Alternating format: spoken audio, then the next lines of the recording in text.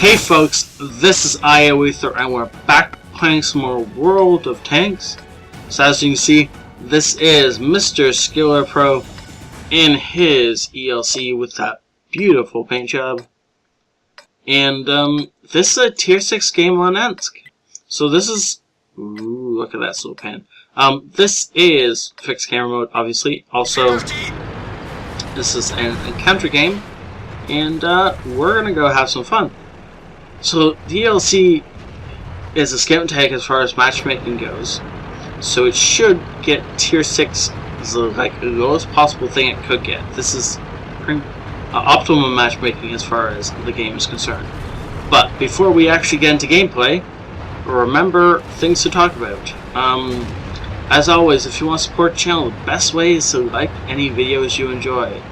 And you're probably going to enjoy this one if you enjoy fast-paced, hard-hitting games. As, what else does an ELC do when it wins, right? Now, of course, he is... Whoa, we got some... a lot of spam. So, unfortunately, that seems to be a replay glitch where it's doubling up the video.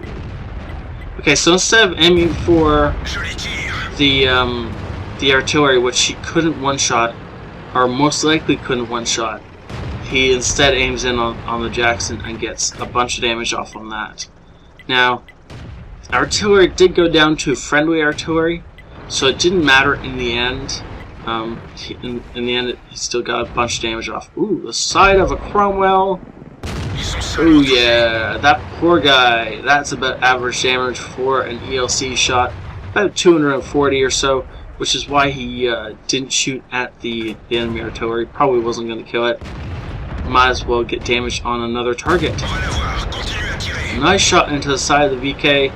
And again, these guys are not quite lining up for him to kill, obviously, but they are definitely not making it difficult for him to shoot them. And up until now, they didn't realize where he was. Now that he's been lit, he needs to go, go, go. So that is the reason for the spam. I've just realized that, of course, MrSkillerPro, English may not be what his game is set to, so it's translating the messages in both languages. And I have no idea what the other language is. But I'm fairly certain somebody will tell me. Ooh, look at that. Shot on... Ooh, he missed the top of the AT-8. Now, this gun is not known for its incredible long-range accuracy, but apparently he's going to get... Nope. Second crack of the apple. Misses that too. Enemies are starting to cap, and we are losing people like... Well, they're dropping like flies at this particular point in time. Now, the enemies are still crowding around that cap. Now, as far as the stats are concerned, our best player just went down in our Cromwell. So, this game just went from hard to we're all gonna die. Beautiful shot on the VK-30LP. This is what the ELC is for. Running in, shotgunning somebody, and running away before anyone can do anything about it. Now, you did notice a bunch of shots were flying past him. Some of them missed, one of them connected, and that is the side of a Jag Panther,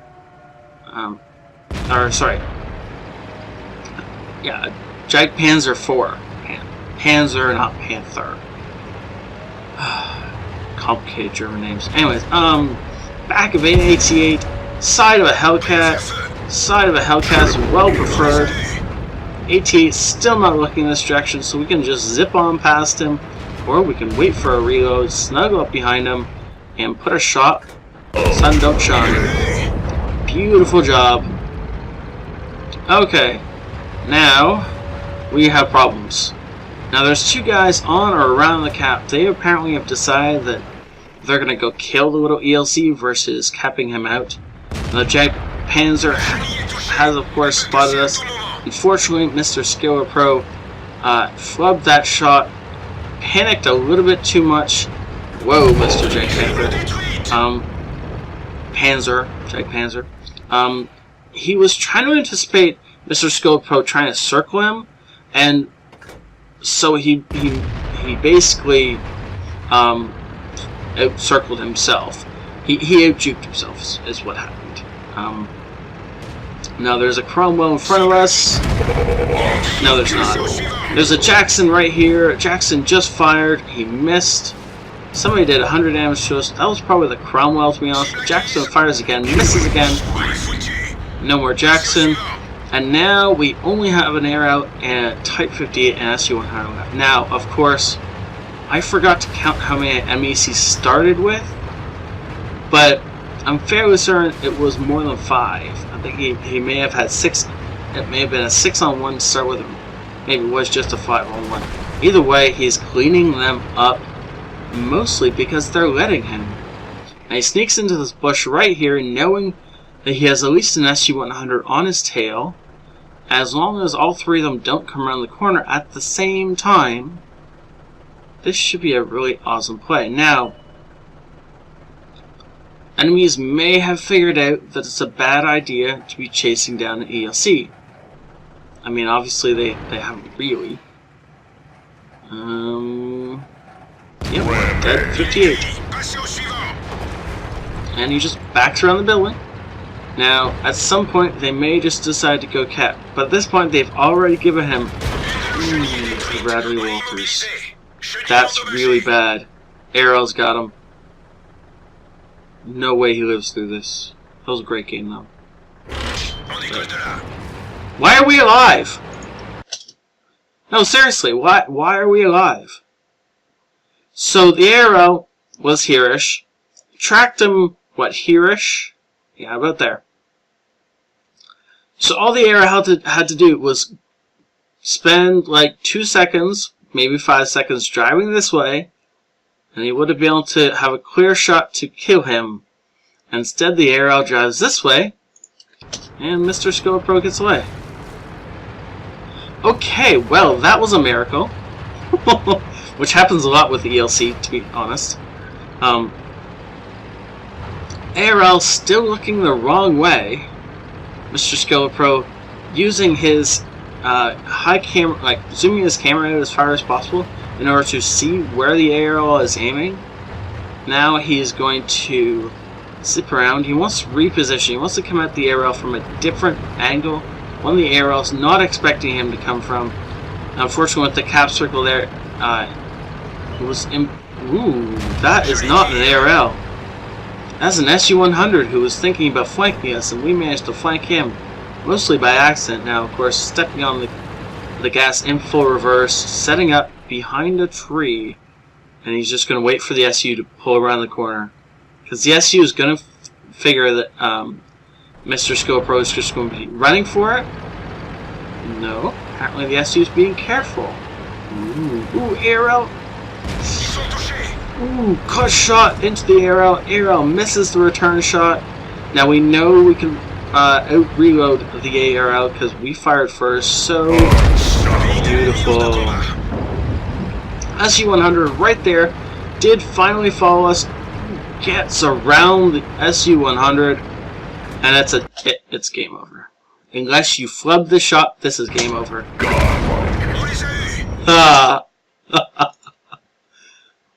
That was awesome. Thank you for not flubbing that shot, by the way. Would have made you look like an idiot. Would have made me look like an idiot. Nobody else wants that. So this is how you should always play the ELC. This last bit with the last 5-6 enemies, this is how the ELC should be played. This is how you play autoloaders in general. However, as much as the ELC is not an autoloader, it still falls into the same playstyle. Survive for as much of the game as possible, do what damage you can around the map, and then once the enemy team starts to fall below half health, that's when you can really go on these rampages.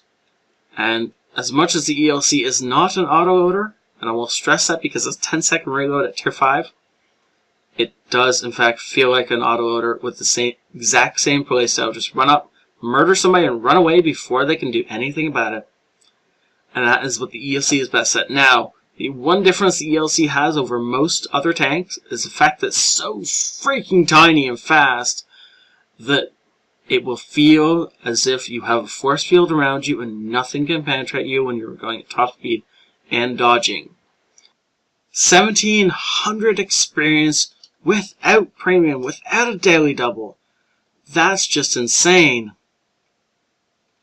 Of course, unfortunately, I have to scroll down so you can see all the tanks he actually destroyed. What was that? Spine damage? Huh, not much. Okay. Scroll back up so I can get back to where I was.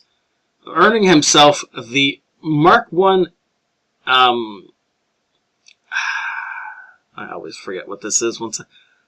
Level 1 Mark of Excellence. There we go. Ace Tanker, Fire for Fact, Duelist, Bruiser. But these are really just like the entree. Or not the entree. Appetizer.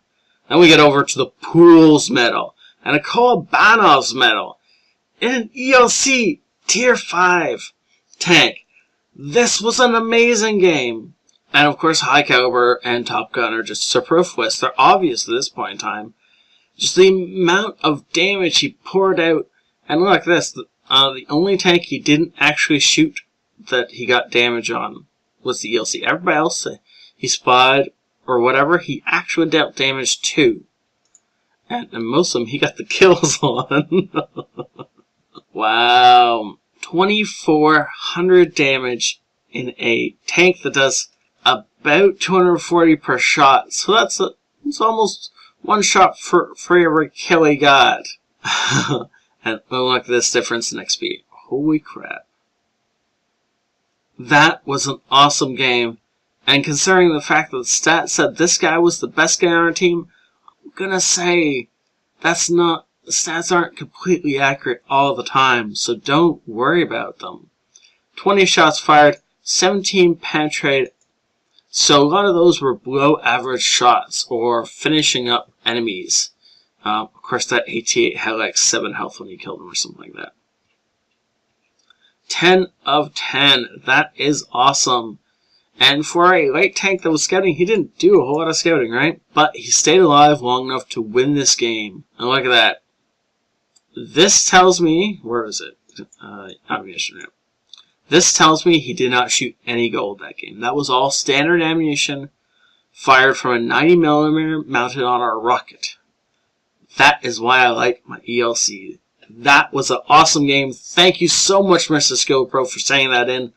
I'll be very surprised if that doesn't win one of the... I don't know if Wargaming's doing that giveaway, Wargaming Zone, in Europe right now. But if they are, I'm gonna say you just locked in the ELC slot, sir. That was awesome. This is ioEther out. Hey folks, this is ioEther, and we're back with some more world tanks. Side scraping. How to counter a player who's side scraping. So the E100 is trying to side scrape. And you can see, let's see where. Ronick is actually firing at the engine deck of the enemy tank. And well, that makes sense because Ronick's gun is actually higher up than the enemy tank's engine deck, so he can aim down. And if he concentrates right, and if he, well, yeah, T-57. Really? How did you miss that shot on the T-57? Really? That was like a free shot. So the enemy E100 is getting really pissed that Ronick can somehow penetrate him without being, without exposing enough of his tank so that this guy can kill Ronick. So Ronick's, yeah, again, gonna shoot for the engine deck,